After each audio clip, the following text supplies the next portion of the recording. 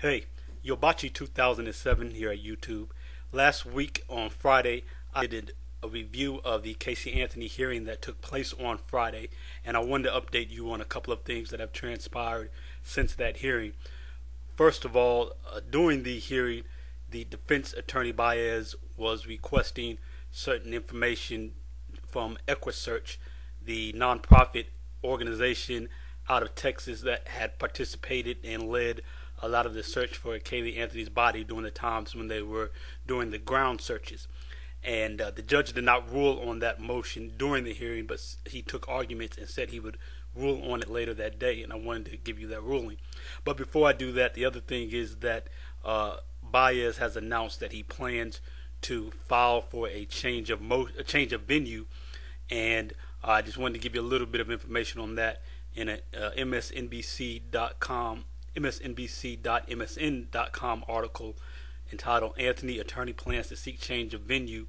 The article states that attorney Jose Baez said Friday he will file a motion to move Casey Anthony's trial to another city, even as prosecutors said it could be later this year before the case is ready.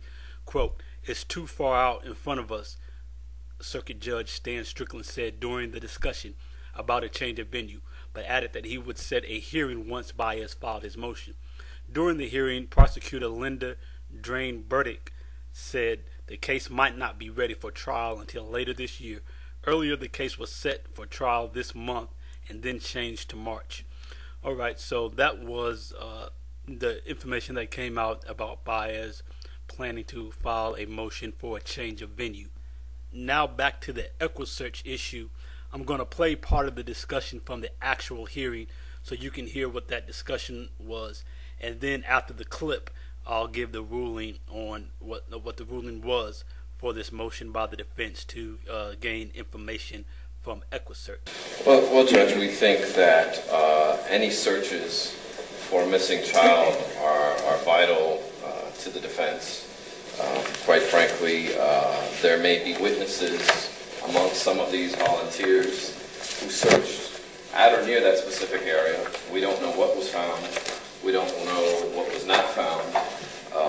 And quite frankly, we'd like to be able to investigate where all of the areas that were searched, if in fact this area was searched. There's several inconsistencies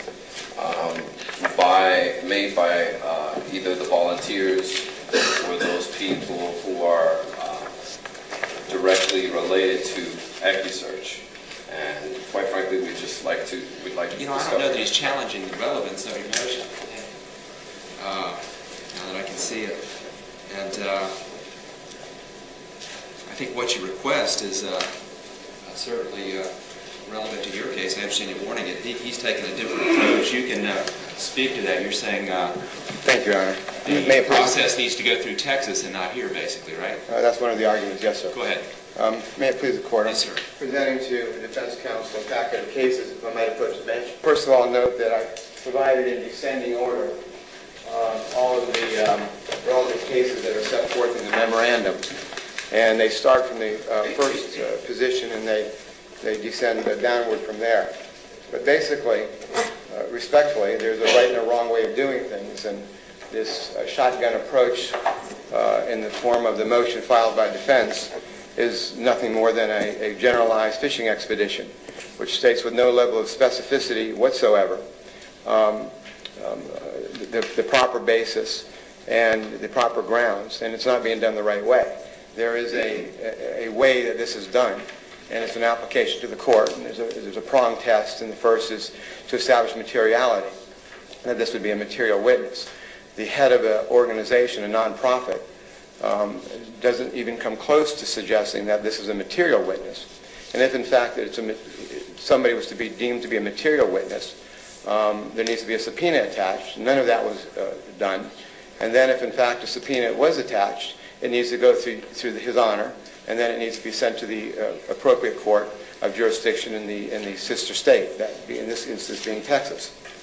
So that, I think there's no issue whatsoever that there's simply no jurisdiction for his honor, and I say that most respectfully, of course, but there's no authority or jurisdiction for his honor to do that which has been improperly filed by the defense.